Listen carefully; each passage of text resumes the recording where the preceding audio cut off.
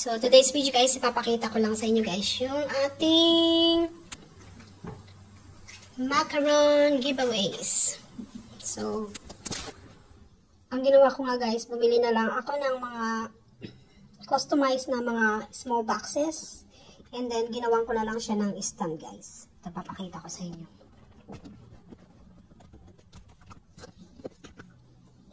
Ayan. So, ginawan ko na lang siya guys ng yung parang kwadro-kwadro sa loob. Ayan. So, gagawin natin guys is ilalagay na natin guys sa loob yung macaron. Kasi 2 piraso lang naman ang ilalagay ko guys per box. Para lang sa mga kiddos giveaways. Okay guys, samahan niyo ako. Samahan niyo ang ikaw. So, ayan nga guys, iba't ibang kulay ang ating mga boxes. So, eto nga guys yung binili ko sa my hobbies. Kasi nga, wala na nga akong time guys na gumawa ng boxes. So, ang ginawa ko guys is bumili na lang ako. And then, ginawan ko na lang siya ng stand sa loob.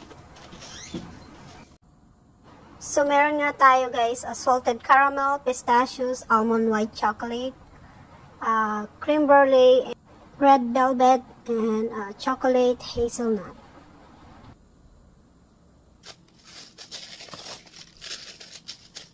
So, tara guys, umpisa na natin magbalot guys. So, maglalagay lang tayo guys ng 2 flavor sa bawat boxes. So, eto nga guys yung ginawa ko guys. Nilagyan ko lang siya ng stand sa loob na pwede kong ilagay yung 2 pirasong macaron. So, gumawa lang ako ng stand guys.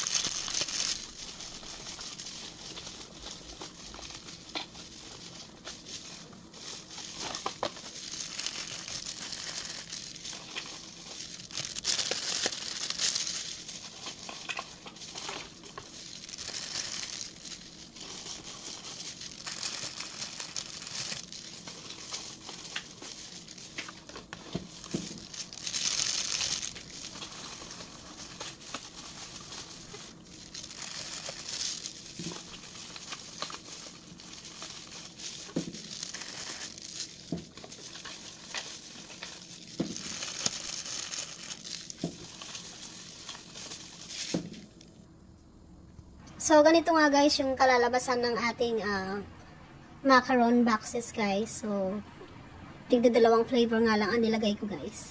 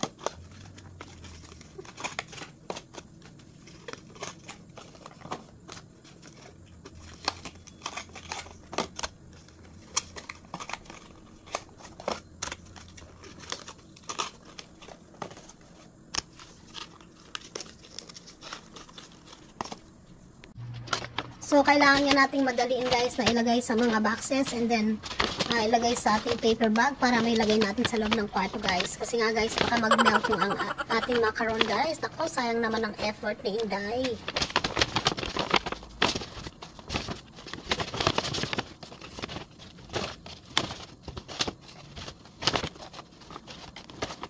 So, tapos na tayo guys. Thank you guys for watching. Bye-bye!